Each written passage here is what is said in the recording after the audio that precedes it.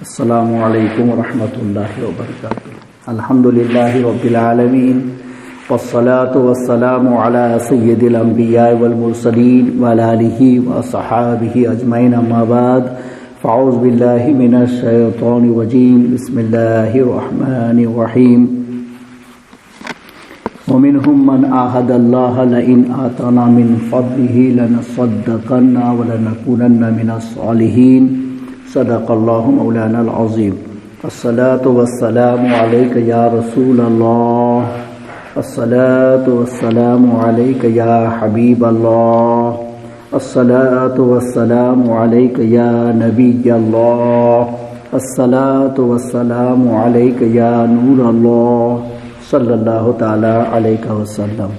یا قالی صلاۃ و تسلیم کے پیارے دیوانوں، ماہ رمضان کا آج 17واں روز ہے اور تفسیر قرآن کا 17واں سبق ہے۔ آج ہم لوگ اس پر بات کریں گے کہ کائنات کی ہر چیز کا مالک حقیقی اللہ تبارک و تعالی ہے، اسی طرح سے ہمارے وجود کا اور ہمارے مال کا مالک بھی حقیقت میں اللہ تبارک و تعالی ہے۔ اللہ تبارک و تعالی نے اپنے فضل سے ہم لوگوں کو وجود عطا فرمایا۔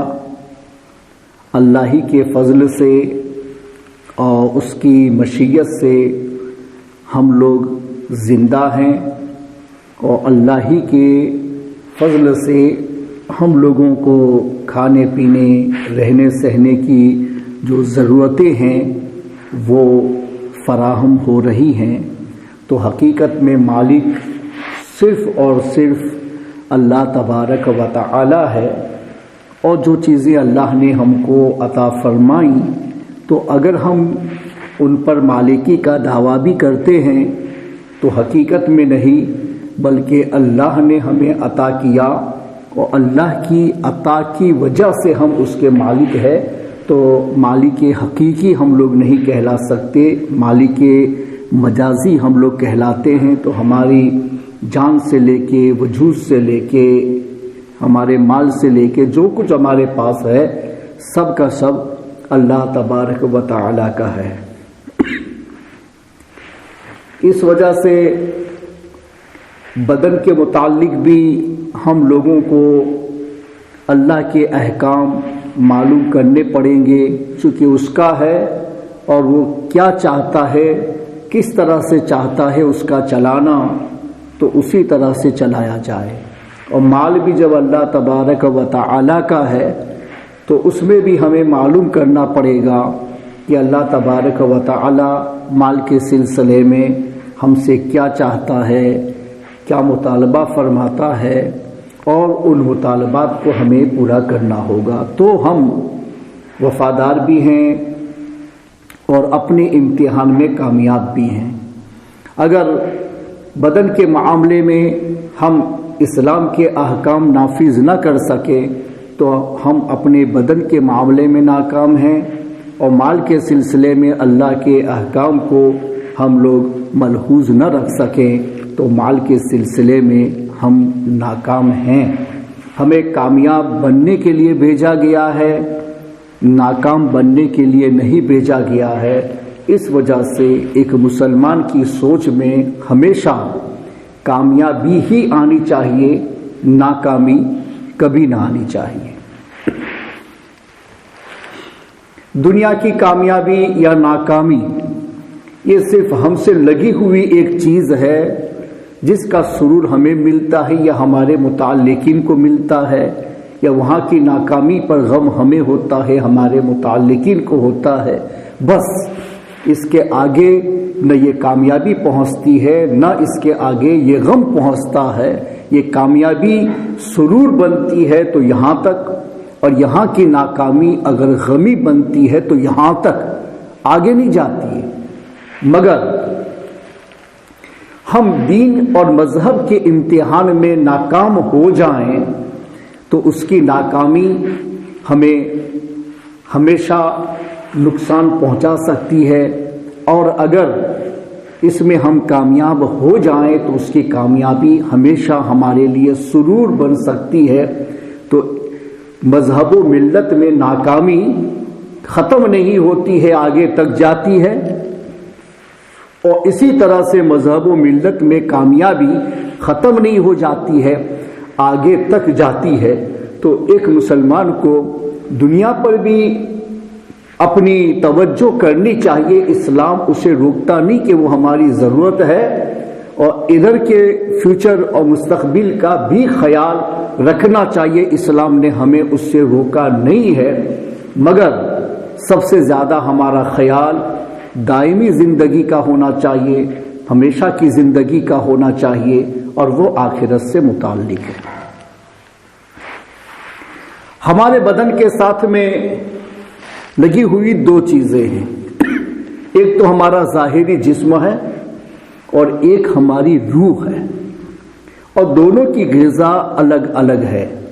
یہ دنیا میں جو ہم کھاتے ہیں، پیتے ہیں، دیکھتے ہیں اور سرور حاصل کرتے ہیں، یہ سارے جو اسباب ہم فراہم کرتے ہیں، ان سب کا تعلق صرف ہمارے بدن کے ساتھ ہے، ہماری روح کے ساتھ میں نہیں ہے۔ بھلے روح بدن سے متعلق ہو کر کے ان سے سرور پا لے، مگر وہ اس کی غذا نہیں ہے، روح کی غذا وہ نہیں ہے۔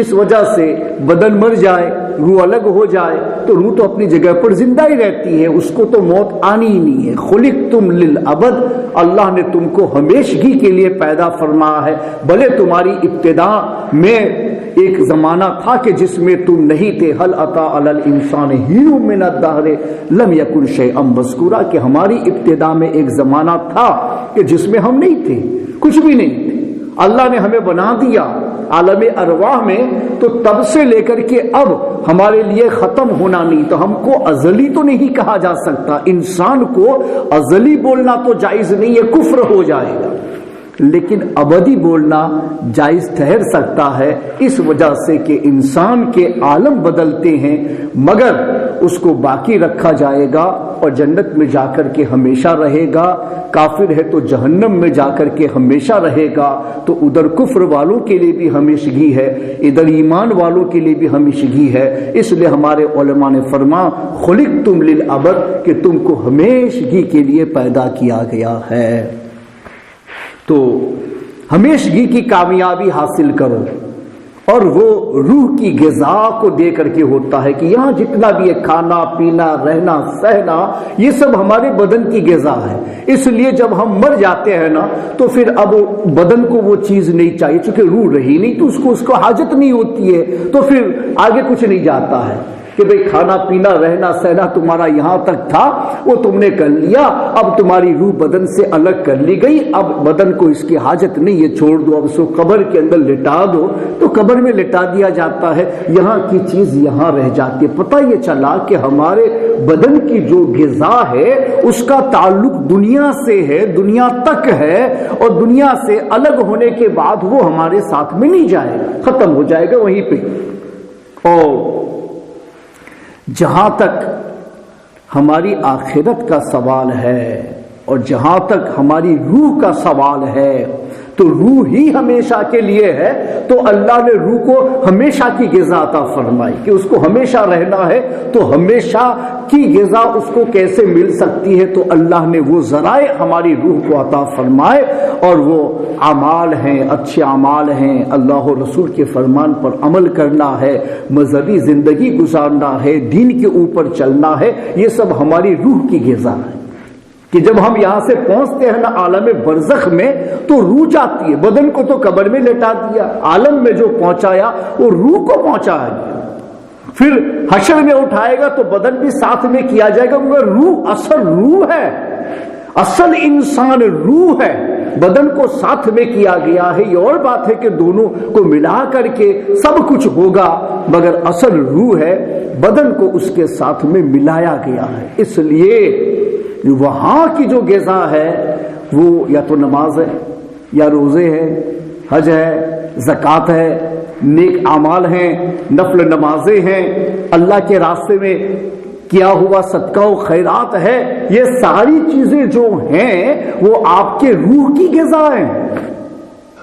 تو روح کو اگر آپ کو ہمیشہ کا سرور پہنچانا ہے اور اسے ہمیشہ باقی رہنا ہے تو اس کو غمگین نہ کیا جائے اور اس کو سرور پہنچانا ہے تو صرف دنیا تک محدود مت رہو کہ یہ دنیا کا جو سرور یہاں تک ہے، آگے نہیں جاتا ہے۔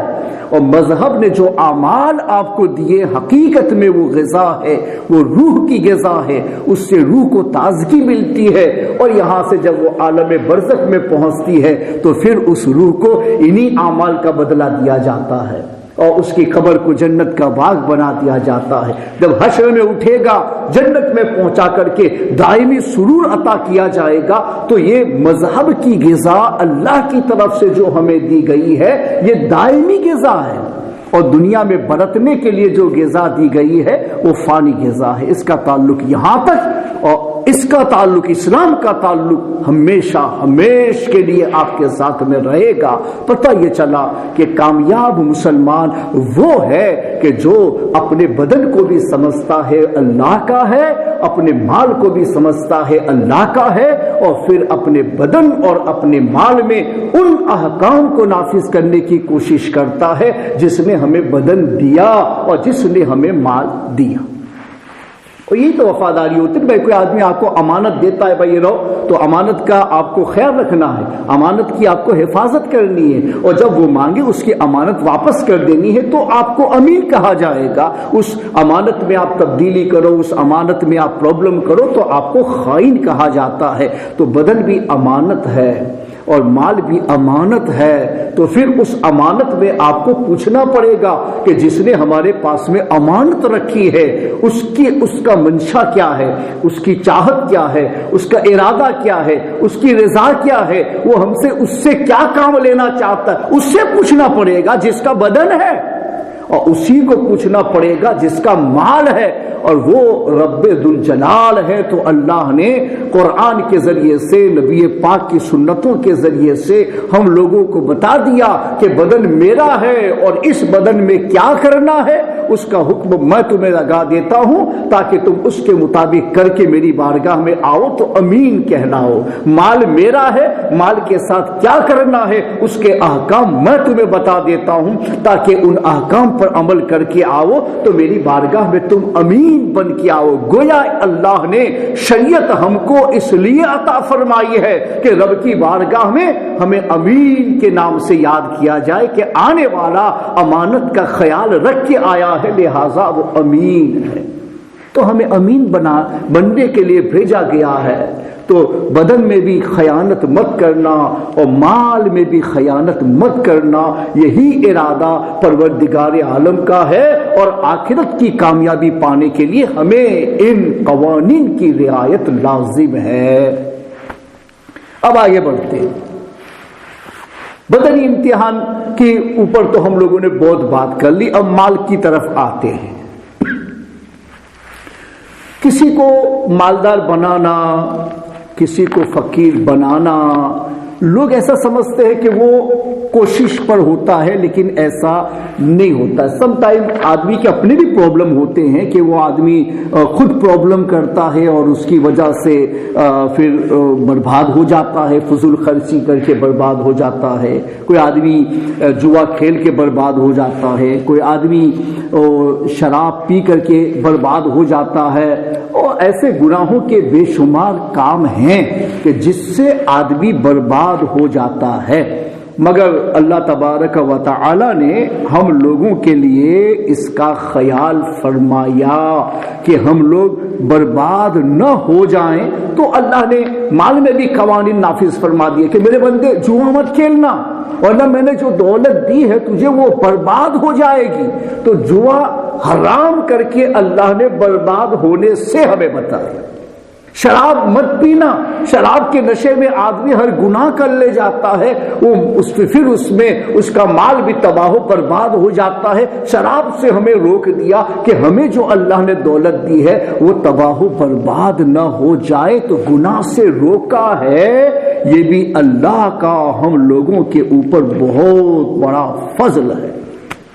مگر ہم سمجھتے ہیں کہ یہ پابندیاں ہم لوگوں پر کیوں عائد کی گئی، مگر وہ اللہ تبارک و تعالی ہے ہم پر فضل فرماتا ہے، احسان فرماتا ہے، اس وجہ سے ان قوانین کے ذریعے بھی ہم لوگوں کی وہ حفاظت فرماتا ہے۔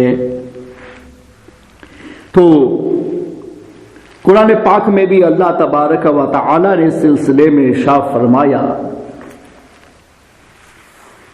کہ وَيْكَأَنَّ اللَّهَ يَبْسُطُ الرِّزْقَ لِمَن يَشَاءُ مِنْ عِبَادِهِ وَيَقْدِرُ لَوْلَا أَمَّنَّ اللَّهُ عَلَيْنَا لَخَسَفَ بِنَا وَيْكَأَنَّهُ لَا يُفْلِحُ الْكَافِرُونَ۔ اور بات یہ ہے کہ اللہ رزق وسیع کرتا ہے اپنے بندوں میں سے جس کے لیے چاہے اور تنگی فرماتا ہے، یعنی یہ اللہ کا منشا ہے کہ بھئی کسی کو رزق میں آگے بڑھاتا ہے، کسی کو رزق میں پیچھے رکھتا ہے، تنگ رکھتا ہے، تو وہ تنگی کے ساتھ اس کو دیکھتا ہے کہ وہ اللہ کے حکم سمجھ کر کے اس پر صبر کے ساتھ آگے بڑھتا ہے تو کامیاب ہو جائے، اور کبھی کسی کو اللہ دولت دے کے نوازتا ہے اور پھر اس کو آزماتا ہے اور پھر وہ اس میں اللہ کے احکام کو نافذ کر کے آگے بڑھتا ہے تو وہ مالداری کے ساتھ میں کامیاب ہو جاتا ہے۔ تو کامیابی غریبی میں بھی ہے، کامیابی مالداری میں بھی ہے، لیکن غریبی بھی مانگو نہیں اور امیری بھی نہیں، بس اتنا مانگو کہ اللہ دنیا بھی بہتر بنا، آخرت بھی بہتر بنا۔ ورنہ کبھی کبھی ایسا ہوتا ہے نا کہ دنیا زیادہ مل جائے تو ابھی کے زمانے میں لوگوں کے پاس میں زیادہ پیسے آتے ہیں نا تو اس کی وجہ سے یہ تو نہیں دیکھا جاتا کہ اس نے 50 مسجدیں بنا دی، 50 مدرسے بنا دیے، دن کا یہ کام کر دیا، دن کا وہ کام کر دیا، یہ تو اللہ نے اچھا ہے زکوٰۃ رکھا ہے، ورنہ یہ تو دن کا کوئی کام ہی نہیں ہوتا۔ دین کو تو لوگ یوں ہی فرار کر دیتے اور درمیان سے نکال دیتے۔ یہ تو زکوٰۃ ہے جس کی وجہ سے ابھی بھی دین کے تھوڑے بہت کام نبھے ہوئے ہیں، ورنہ للہ کی وجہ سے دین کے کام کو نبھانا بڑا مشکل ہے۔ تو مسلمان مال میں کامیاب نہیں جا سکتا ہے، اس لیے نہیں جا سکتا ہے کہ مال آتا ہے نا تو آدمی کی سوچ بدل جاتی ہے، اور مال کی وجہ سے آدمی بھلائیوں کی طرف کم جاتا ہے، برائیوں کی طرف زیادہ آتا ہے، اور مال انسان کو وہی سکھاتا ہے کہ بھئی مال آیا تو میں یہ کر لے جاؤں، وہ کر لے جاؤں، مال آیا تو میں یہ ایسا بساؤں ویسا بساؤں، اسی دنیا اور دنیا کی چیزیں اسی میں آگے نکلتا ہے، اسی پر شو اپ کرتا ہے اور اسی کے ذریعے سے اپنے کامیاب ہونے کا فیصلہ کرتا ہے۔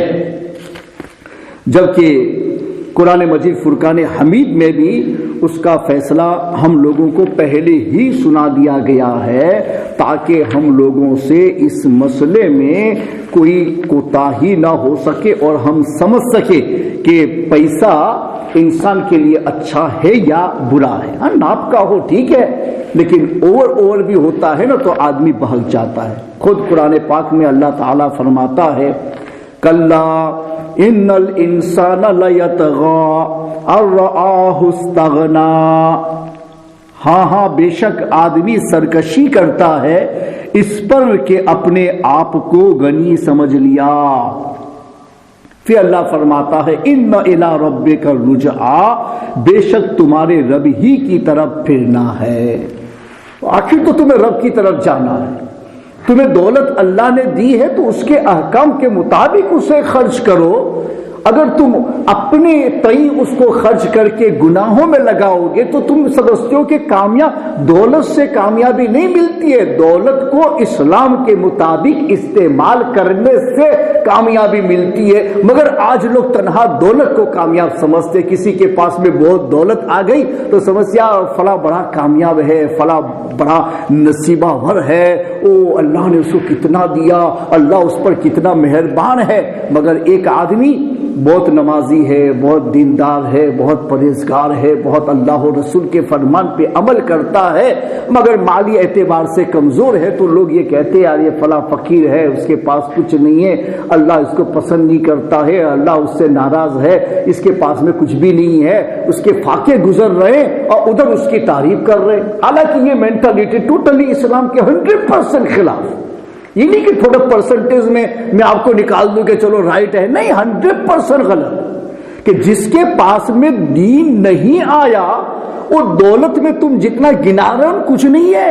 اگر پوری دنیا کا وہ بادشاہ بن جائے، اللہ نے فرعون کو بادشاہ بنا دیا تھا جبکہ وہ کافر تھا، اللہ نے نمرود کو بادشاہ بنا دیا تھا جبکہ وہ کافر تھا، بخت نصر کو بادشاہ بنا دیا تھا جبکہ وہ کافر تھا، انہوں نے دنیا پر حکومتیں کی، مگر ان دنیاوی حکومتوں کی بنیاد پر اسلام میں وہ نصیبہ ور نہیں تھے، وہ شقی ہی تھے، وہ بدبخت ہی تھے کہ ان کو تو ایمان بھی میسر نہیں آیا اور دنیا ان کے ہاتھ سے چلی گئی، اب ان کا سوائے بدنامی کے ساتھ نام کے کچھ باقی نہیں رہ گیا۔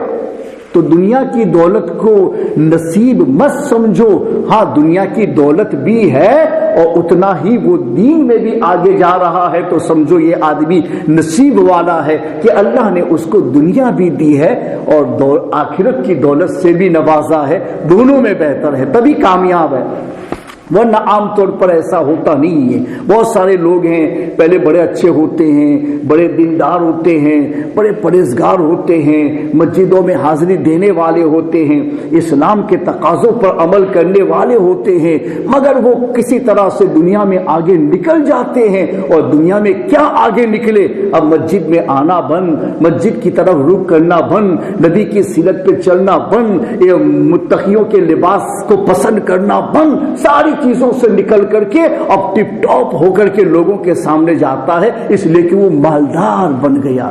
یہ مالداری تمہیں خدا تک لائی یا خدا کی بارگاہ سے نکال کے لے گئی؟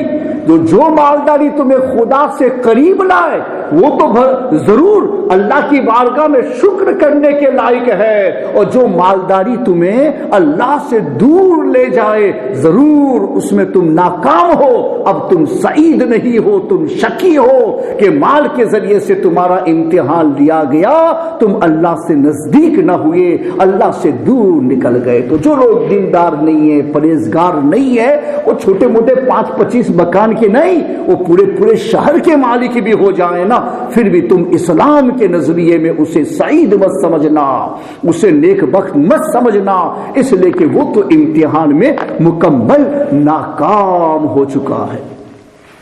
دین سے ملے، دین کے ساتھ ملے تو دولت ہے، ورنہ پھر کچھ نہیں، وہ عذاب ہے دنیا میں ایک کہ وہ آپ کو اور زیادہ دور لے جائے گا اور جہنم میں پھینک دے گا۔ حضرت سلیمان علیہ السلام دنیا کے بادشاہ تھے، مگر وہ نبی بھی تھے، معصوم تھے، اللہ کی عبادتوں میں ان کا اتنا ہی حصہ تھا جو ایک نبی ہونے کے ناطے ان کا حصہ ہوتا ہے۔ ایک مرتبہ عصر کے وقت میں حضرت سلیمان علیہ السلام اپنے گھوڑوں کے استبل میں گئے، گھوڑوں کو دیکھنے کے لیے وہاں گئے، اور دیکھا تو ایک سے ایک اعلیٰ قسم کے گھوڑے استبل میں تھے۔ وہ یہ ایسا گھوڑا ہے، یہ ایسا، اس کا نام یہ، اس کا وہ نام ہے، یہ ایسا دوڑتا ہے، ویسا دوڑتا ہے، ساتھ پر باتیں چل رہی تھی کہ عصر کا وقت تنگ ہو گیا، اس کی وجہ سے نماز وقت پر نہ پڑھ سکے اور اس میں خلل آیا، تو آپ نے کہا کہ استبل کے سارے گھوڑوں کو ذبح کر دیا جائے، ایک بھی نہیں رہے گا، حالانکہ بہت قیمتی گھوڑے تھے۔ کہا نہیں، کہا حضور یہ فیصلہ کیوں کر رہے؟ کہا نہیں، اس کی وجہ سے، ان کی باتوں کی وجہ سے، میں ان کو دیکھنے کی وجہ سے اتنا غافل ہوا کہ میری نماز کے لیے وقت تنگ ہو گیا۔ تو جو دنیا اللہ کے حکم پر عمل کرنے سے رکاوٹ بنے، وہ دنیا رکھنے کے قابل نہیں ہوتے، سب کو ذبح کر دو۔ سارے گھوڑوں کو انہوں نے ذبح کروا دیا، بلکہ فقط اس بنیاد پر کہ وہ حکم الہی پر عمل سے غفلت کے باعث بن گئے۔ تو کیا بتایا کہ جو دولت غفلت کی باعث بنے نا، وہ دولت نہیں ہے، سمجھنا شاید وہ عذاب بن کے ہم پر آیا ہے کہ یہ ہمیں تباہ و برباد کر دے گا۔ تو پیسوں سے جتنے بھی آگے آئے ہیں نا، ان کی زندگیاں دیکھو، پہلے وہ سیدھے سادے تھے، بہت اچھے تھے، دولت آنے کے بعد میں ان کا دماغ بدل جاتا ہے، طریقہ بدل جاتا ہے، سسٹم بدل جاتا ہے، اور کیا سے کیا ہو جاتے ہیں، بلکہ ان کو یہی پتا چلتا ہے کہ بس وہی سب کچھ ہے، اور ادھر تو ان کا رخ ہی نہیں ہوتا۔ تو ایسی دولت کی دعا کبھی بھی رب سے مت کرو، کبھی بھی رب سے مت کرو۔ ہاں ایسی دعا کرنا، یا اللہ نبیوں کو جو دولتیں دی تھی وہ ہمیں دینا، بزرگوں کو جو تو نے دی تھی وہ ہمیں دینا۔ یہ نہیں دنیا پرستوں کی کہ آج ان کے پاس آئی اور غرور میں آ کر کے سب کچھ چھوڑ کے بھاگ گئے، تو یہ عذاب ہوتا ہے۔ میں قرآن سے اس کا ایک ایگزامپل بتاؤں کہ ایک صحابی رسول ثعلبہ بن حاتب، اور پہلے صحابی تھے، پھر بعد میں ان کو قرآن نے منافق کا فتویٰ دیا۔ منافق قرآن کا فتویٰ اگر قرآن دے نا تو رب کی طرف سے ہوتا ہے۔ تو وہ بہت غریب تھے، رسول پاک صلی اللہ علیہ وسلم کی بارگاہ میں آئے تو ہمارے نبی تو خود مختار کل ہو کر کے دنیا نہیں لیتے تھے کہ کسی کو یہ پتا چلے کہ بھائی دنیا بڑی کام کی چیز ہے تو وہ نبی کی سیرت پر عمل کر کے وہ دنیا کے پیچھے پاگل ہو جائے۔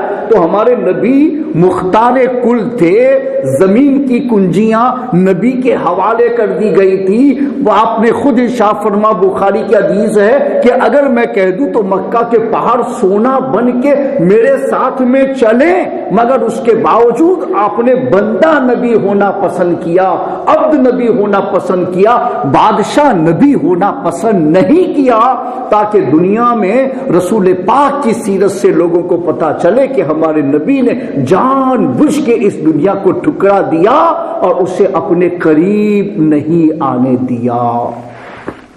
یہ صحابی تھے، تنگ دست تھے، نبی کی بارگاہ میں آئے، حضور آپ میرے لیے مال کی دعا فرما دیجئے۔ تو ہمارے آقا و مولا صلی اللہ علیہ وسلم نے ارشاد فرما کہ ثعلبہ، جتنا مال اللہ نے دیا ہے اس پر ہم شکر ادا کر سکیں، یہ بہتر ہے اس سے کہ زیادہ مال ہمیں ملے اور ہم اس میں شکر ادا نہ کر سکیں۔ تو کم ہے، شکر ادا ہو گیا تو قیامت میں آسانی ہے کہ ثم لتسألن یومئذ عن النعیم، کہ پھر قیامت کے روز ہر نعمت کے بارے میں تم سے سوال کیا جائے گا، ضرور کیا جائے گا۔ تو پھر وہاں بھی سوال ہوگا، تو جتنا مال ہمیں ملا ہے اس پر ہم شکر بجا لائیں تو یہ بہتر ہے اس سے کہ ہمیں زیادہ ملے اور پھر ہم شکر گزاری نہ کر سکیں، گناہ میں ملوث ہو جائیں، احکام میں خلاف ورزی کر لے جائیں، تو یہ تو پھر آخرت کا جواب ہمارے لیے مشکل ہو جائے گا نا۔ تو حضور نے ان کو مشورہ دیا، یہ بہتر ہے، مت مانگو مال، مگر پھر بھی ان سے صبر نہ ہو سکا۔ پھر کہتے ہیں دوسری مرتبہ میں، حضور بڑا تنگ دست ہوں، دعا فرما دیجئے۔ پھر ہمارے آقا نے یہ کہا، نہیں، جس پر شکر ادا کر سکو اتنا مال بہتر ہے زیادہ سے کہ جس پر شکر ادا نہ ہو۔ مگر پھر تیسری مرتبہ، اور ہمارے آقا کا طریقہ تھا کہ کوئی آدمی کو منع کرتے، مشورہ دیتے، مگر 3 مرتبہ کے اوپر پہنچ جاتا تو پھر آپ دعا کر دیتے تھے۔ تیسری مرتبہ بھی انہوں نے ریکویسٹ کی تو ہمارے آقا نے فرما دیا، میرے مولا ثعلبہ کے مال کے اندر برکت عطا فرما دے۔ بس یہ دعا کر دی۔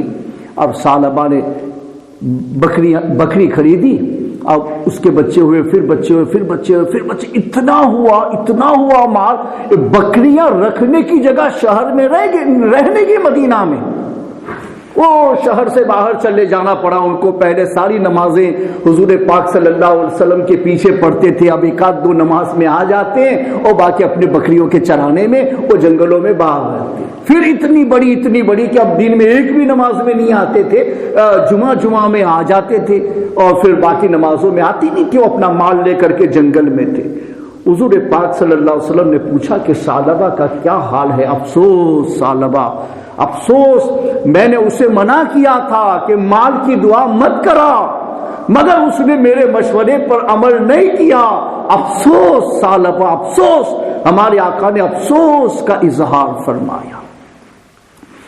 پھر جب 2 ہجری میں زکوٰۃ کا حکم اللہ نے اتارا کہ مال میں سے خذ من اموالہم صدقہ، ان کے مال سے صدقہ لو، زکوٰۃ لو، تو زکوٰۃ کے احکام نافذ ہوئے تو حضور پاک صلی اللہ علیہ وسلم نے جوہنیہ قبیلے کا اور دوسرے قبیلے کے لوگوں کو منتخب کیا عامل کے نام سے کہ بھئی تم لوگوں کے پاس میں جاؤ اور یہ زکوٰۃ کا نصاب ہے، اس کے اوپر جن کا ہے ان کے پاس سے زکات وصول کر کے اور سارے اصول لکھوا دیے اور لکھ کر کے حضور نے دستخط فرما دی، لے جاؤ اور لوگوں کو بتانا کہ حضور نے بھیجا ہے، صدقے کا حکم آیا ہے، سب کو دینا ہے۔ یہ گئے تو ثعلبہ کے پاس میں پہنچے اور حضور کا حکم بتایا، زکات کا حکم نافذ ہوا اور تمہیں اپنی بکریوں میں سے 40 پہ ایک بکری نکالنی ہے، زکات کا حکم جو تھا وہ سب بتا دیا۔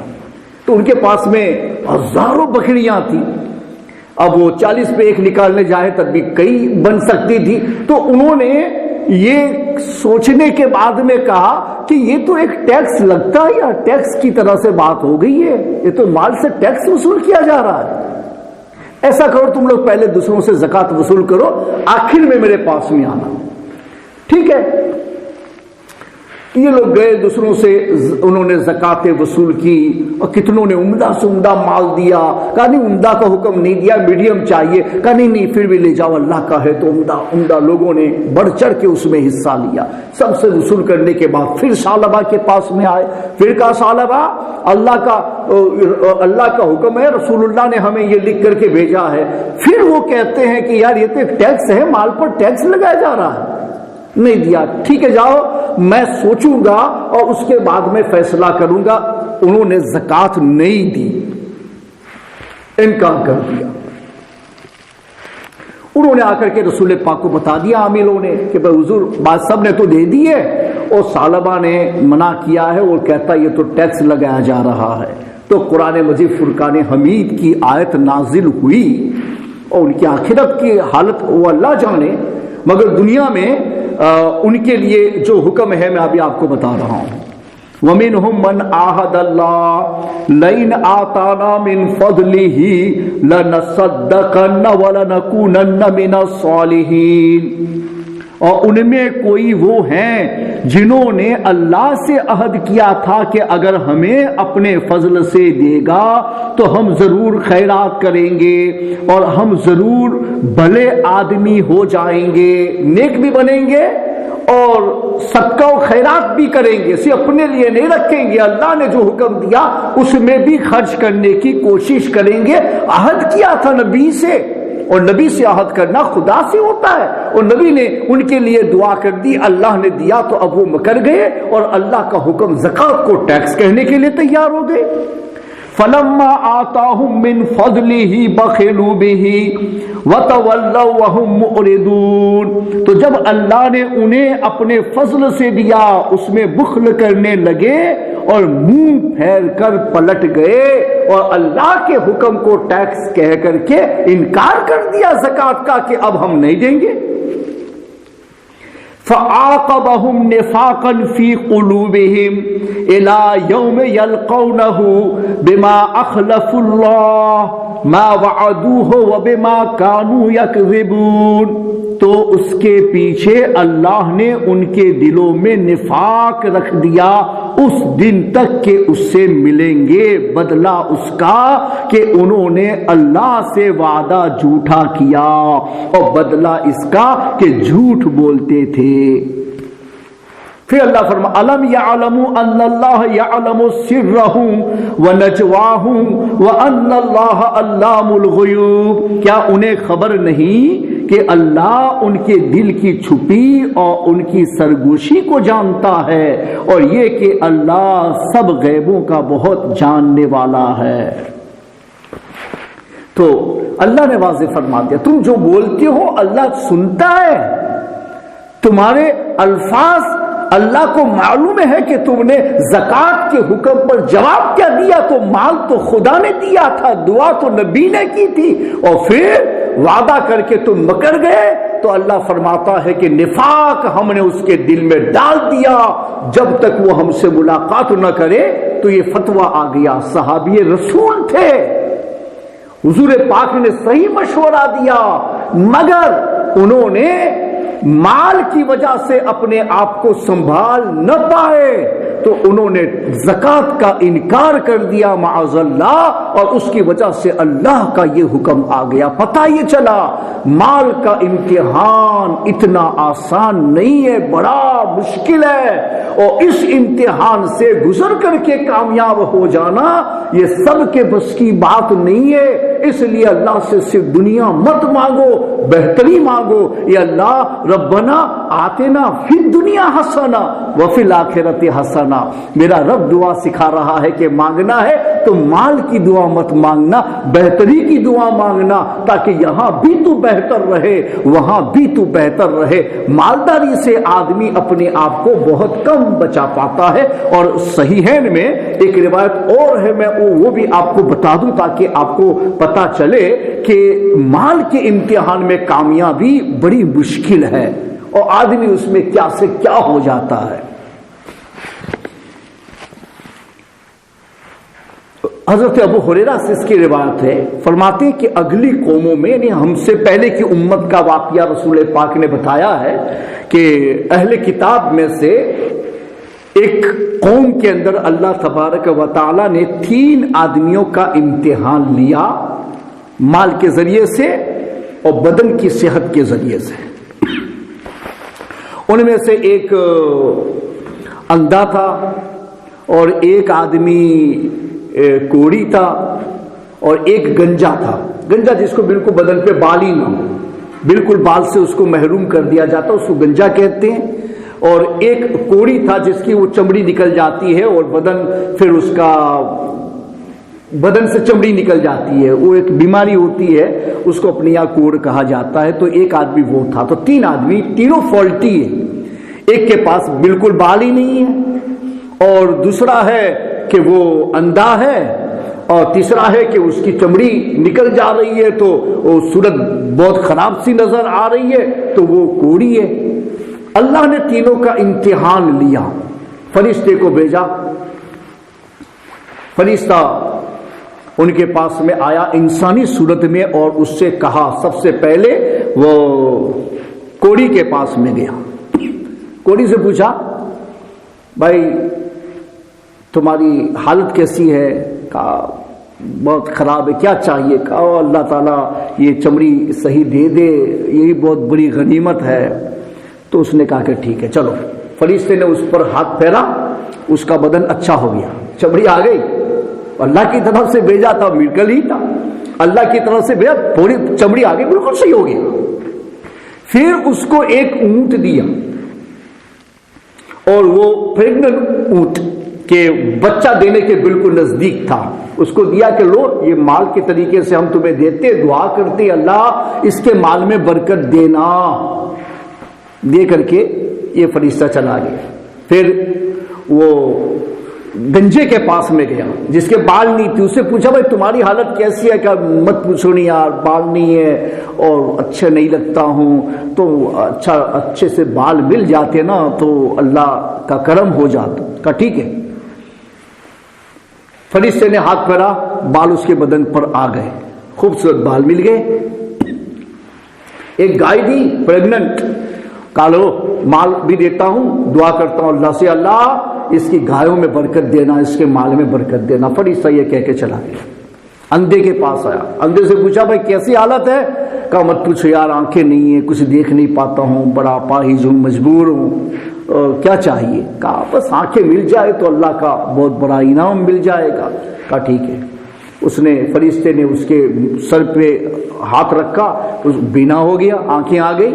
پھر اس کو ایک بکری دی اور کہا کہ لو اللہ سے دعا کرتا ہوں کہ میرے مولا اس کے مال میں برکت دینا، یہ کہہ کر فرشتہ چلا گیا۔ اب اس کے اونٹ میں اتنی برکت ہوئی کہ جنگلوں کے جنگل اس کے اونٹوں سے بھر گئے، اس کی گائے میں اتنی برکت ہوئی کہ گایوں سے جنگل بھر گئے، اس کی بکریوں میں اتنی برکت ہوئی، بکریوں سے اس کے جنگل بھر گئے، ملٹی ملینر بن گئے، بڑے مالدار، بڑی عزت پالی دولت کے ذریعے سے۔ اب کوئی عیب بھی نہیں ہے اور دولت بھی مل گئی۔ اب امتحان، اب عرصے دراز گزر گیا، اب ان کو پتا بھی نہیں ہے کہ ہمیں کوئی فالٹ تھا، کسی کی دعا سے ہمارا عیب چلا گیا اور کسی کی دعا سے ہمیں یہ مال ملا ہے اور ہم اتنے آگے بڑھے، سب بھول گئے، اب عیاش بن گئے۔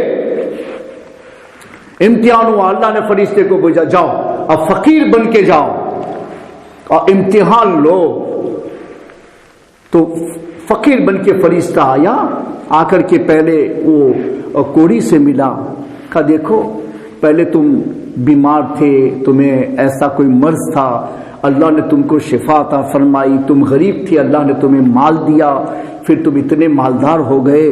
وہ کہتا یار حقوق بہت ہے، میں آپ کی مدد کے لیے آیا نا، میں آپ کی مدد نہیں کر سکتا، کتنوں کو دیں گے، کتنوں کو سنبھالیں گے۔ وہ مالداروں کے الفاظ ہی ہوتے، تم غریب کے یہاں جاؤ نا تو الحمدللہ خوشی سے جو دینا ہے دے دیتا ہے، مالداروں کے یہاں جاؤ تو ایکسکیوزز ہی بناتے ہیں، وہ گویا کہ یہی سمجھتے کہ بھائی دولت ہمارے پاس ہے اور ہم بھی دیتے ہیں اور ہماری پیسوں سے سب کچھ چل جاتا ہے۔ اور اتنا غنیمت سمجھو کہ اللہ تعالیٰ تمہیں توفیق دے تو تم اس کے دین میں لگاؤ، تو یہی سب سے بڑا اس کے جانب سے فضل ہوگا۔ پیسوں سے عزت کسی کو نہیں ملتی، اور ملے گی بھی تو آخرت میں پانی ہے نا، وہ وہاں دے کر ہی ملتی ہے، یہاں رکھ کر نہیں ملتی ہے۔ تو فرما کہ اس نے انکار کر دیا، ارے بھائی ایک اونٹ دے دو نا، میں سفر میں اپنا کام چلا لوں گا، اور تمہارے لیے بھی اتنے ہزاروں اونٹ تمہارے پاس میں ایک اونٹ دینے سے کیا کمی ہوگی؟ پھر بھی اس نے نہیں دیا۔ تو وہ تو فرشتہ تھا، اللہ کی طرف سے امتحان کے لیے آتا، کوئی فقیر تھوڑی نہ تھا۔ تو فرشتے نے کہا کہ اچھا تو یہ کہتا تجھے کوئی مرض نہیں تھا اور یہ مال پہلے سے تیرے پاس میں ہے، تو میں دعا کرتا ہوں یا اللہ یہ جیسے پہلے تھا ایسے بنا دے۔ اب اس کی چمڑی میں پھر کوڑ آ گیا اور اونٹوں میں بیماری آئی، سب مر گئے، پھر کنگال ہو گیا۔ اس کے بعد میں فرشتہ پھر کوڑی کے پاس میں، اس گنجے کے پاس میں گیا، گنجے سے سوال کیا بھائی میں مسافر ہوں، راستے میں میرا مال خرچ ہو گیا ہے، جانے کا کوئی راستہ نہیں ہے، تم اپنی ایک گائے وغیرہ دے دو نا، اس سے میں اپنے راستے میں اس سے دودھ پی لوں گا، اپنا سفر طے کر لوں گا، گھر کو پہنچ جاؤں گا۔ اس لیے کہ یار بہت لوگ آتے، کتنوں کو دیں گے، بہت حقوق ہم سے نہیں ہو پائے گا، نہیں دیا اس نے۔ تو اس نے کہا کہ بھائی تم یاد کرو پہلے تم ایسے تھے ویسے تھے، اللہ نے کرم کیا، تمہارے پاس پیسہ نہیں تھا، اللہ نے تم کو یہ دولت دی۔ وہ کہتا ہم تو باپ دادا سے پہلے سے ٹھیک ہی چلے جا رہے ہیں، اب نشے میں وہی ہوتا ہے، سب بھول جاتا ہے پچھلا کہ کیا تھا۔ اس نے انکار کر دیا تو فرشتے نے کہا کہ اچھا تم جھوٹ بول رہے ہو تو ٹھیک ہے میں دعا کر دیتا ہوں۔ اس نے دعا کی میرے مولا یہ جیسا تھا اس کو ایسا کر دے۔ پھر اس کے باہر چلے گئے اور اس کی گایوں کے اندر مرض لگ گیا اور سب گائے اس کی ہلاک و برباد ہو گئی، پھر کنگال ہو گیا۔ اس کے بعد میں یہ اندھے کے پاس میں آیا، اندھے سے کہا میں فقیر ہوں، میں ضرورت مند ہوں، مجھے اپنے گھر جانا ہے، میرے پاس کچھ نہیں ہے، تو کچھ بکریاں دے دو، میں اس سے اپنا سفر طے کر لوں گا۔ تو اندھے نے کہا کہ بھئی تم اللہ کے نام سے مانگتے ہو تو یہ نہیں کہ ایک دو بکری میں تمہاری مرضی پہ چھوڑتا ہوں، یہ سب اللہ ہی نے دیا ہے، میں تو پہلے اندھا تھا، میں تو دیکھتا بھی نہیں تھا، تو اللہ نے مجھے آنکھیں دی ہیں، میرے پاس کچھ نہیں تھا، اللہ نے میرے مال میں برکت دی ہے، ایسا کر اس میں سے تم کو جتنی ضرورت ہو تمہاری مرضی لو اور لے کے چلے جاؤ، ہم تمہیں روکیں گے نہیں، آج تمہیں روکیں گے، جتنا لینا ہے لے جاؤ۔ تو فرشتے نے کہا کہ سنو میں اللہ کی طرف سے تم لوگوں کے امتحان کے لیے آیا تھا، تو جو کوڑی ہے وہ بھی فیل ہو گیا اپنے امتحان میں، وہ ہلاک و برباد ہو گیا، اور جو گنجا تھا وہ بھی اپنے امتحان میں ناکام ہو گیا، وہ ہلاک و برباد کر دیے گئے، اور تو نے اللہ کے نام سے لیا، اسے یاد رکھا ہے اور اللہ کے نام پر سخاوت کرنے کے لیے تیار ہو، تو ہمیں نہیں چاہیے، ہم تو اللہ کی طرف سے آئے تھے، ہمیں اس کی حاجت نہیں ہے، تمہارے پاس رکھو، اللہ تمہارے مال میں برکت دے۔ تو جس نے امتحان میں کامیابی حاصل کی اس کے لیے دنیا بھی بہتر بن گئی، آخرت بھی بہتر بن گئی، اور جس کے لیے مال کے ذریعے سے کامیابی نہیں ہوتی ہے، اسلامی احکام سے کامیابی ہوتی ہے۔ اس وجہ سے ایک مسلمان کو لازم ہے کہ تنہا دولت مت مانگو، تنہا مال مت مانگو، تنہا اولاد مت مانگو، یہ ساری چیزیں امتحان ہیں، آزمائش ہیں، اس میں کامیاب ہونا ہم لوگوں کے لیے اتنا آسان نہیں ہے۔ بہتری مانگو اللہ سے، دنیا کی بھی آخرت کی بھی، اور اولاد مانگو تو صرف نیک اور صالح مانگو تاکہ تمہارے لیے دنیا میں بھی کام آ سکے، اور مرنے کے بعد ایصال ثواب کر کے یا صدقہ جاریہ بن کے تمہارے لیے آخرت میں بھی کام آ سکے۔ تو اس امتحان میں کامیاب ہے ورنہ اس امتحان میں آدمی کامیاب بہت کم ہوتا ہے۔ تو قرآن نے فیصلہ فرما دیا کہ صرف دولت کے ذریعے سے کامیابی نہیں ہوتی ہے، صرف بدن میں صحت کے ذریعے سے کامیابی نہیں ہوتی ہے۔ اس بدن کو اگر تم اللہ کے حکم کے مطابق نہ چلاؤ تو یہی بدن تمہارا دشمن ہے کہ تمہیں قبر میں بھی عذاب ہوگا، آخرت میں بھی عذاب ہوگا۔ یہی مال اگر تم اللہ کے حکم کے مطابق اس میں احکام نافذ نہ کرو تو دنیا میں بھی تمہارے لیے ہلاکت کا باعث بن جائے گا، آخرت میں بھی ہلاکت کا باعث بن جائے گا۔ اس وجہ سے ایک مومن کو اس نظریے پر رہنا بہت بہت ضروری ہے کہ مال بھی اللہ کا ہے، ہم بھی اللہ کے ہیں، تو ہم اپنے بدن میں بھی اللہ کے احکام نافذ کر کے کامیاب ہونے کی کوشش کریں گے، اور ہم اپنے مال میں بھی اللہ کے احکام نافذ کر کے اس میں کامیاب ہونے کی کوشش کریں گے۔ وما علینا الا البلاغ المبین۔ الحمدللہ رب العالمین والصلاة والسلام علی سید الانبیاء والمرسلین وعلی آلہ وصحبہ وبارک وسلم۔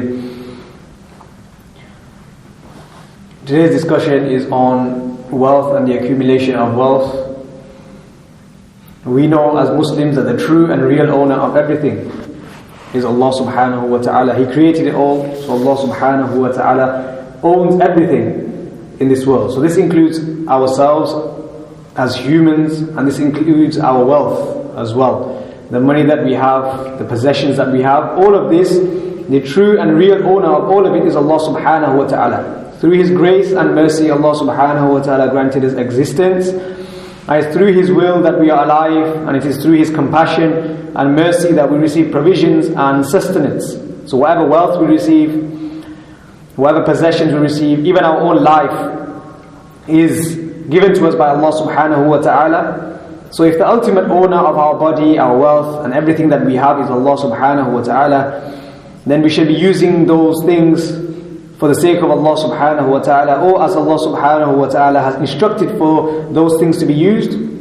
That's the way we should be using them, because the ultimate owner is Allah subhanahu wa ta'ala. He has given us this body and He has given us this wealth as a trust, and if we violate this trust, then we are unsuccessful in this world and will be unsuccessful in the hereafter.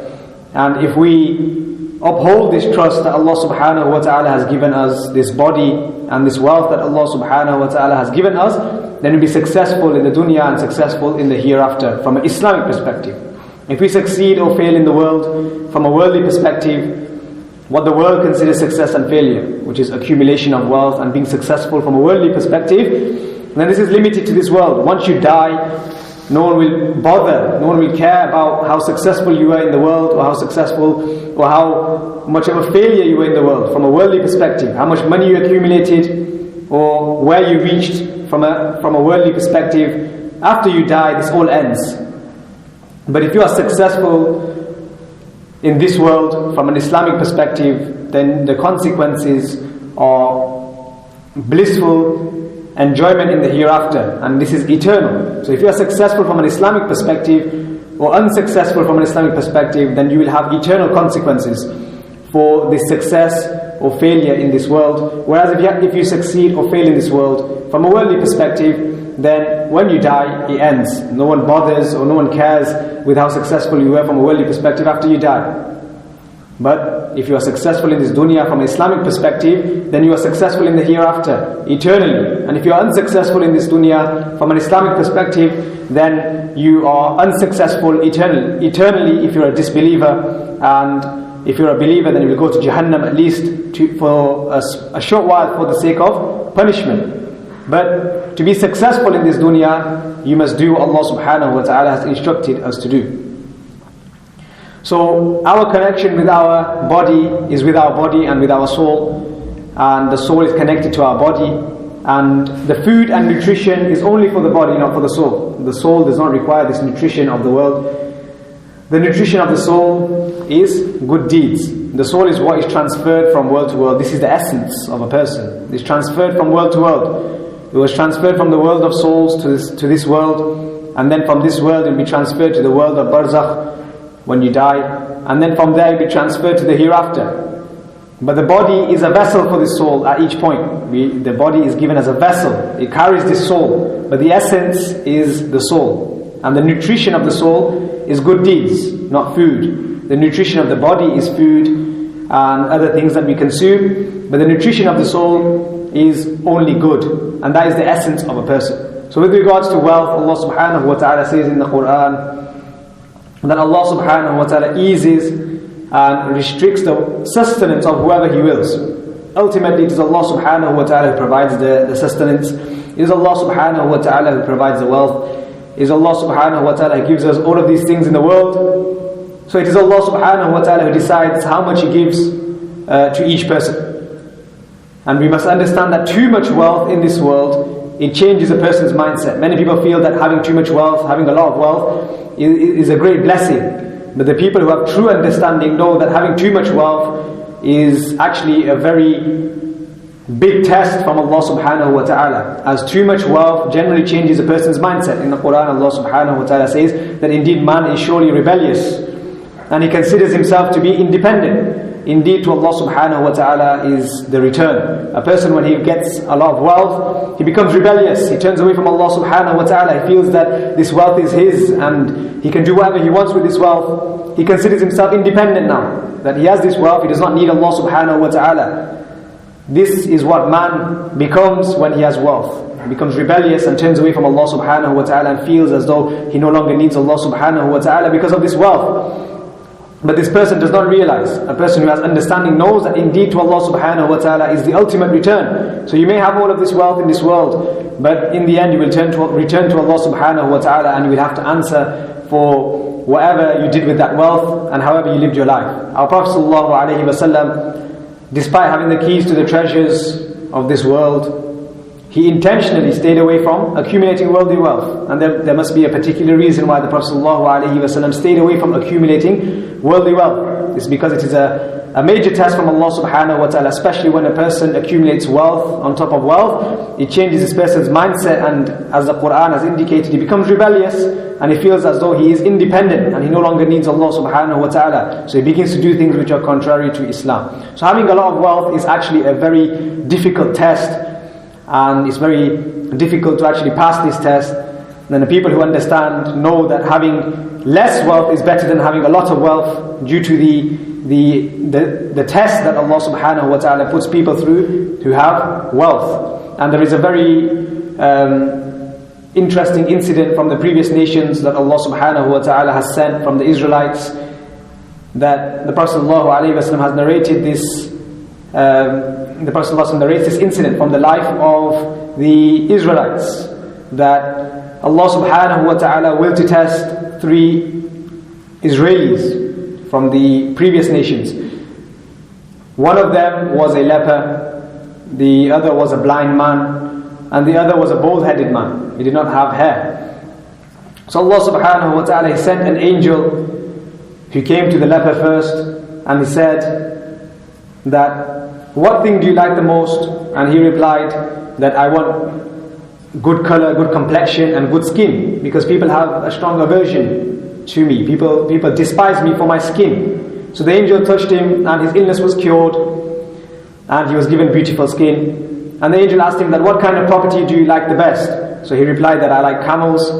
And in one narration he indicates that he also said cows.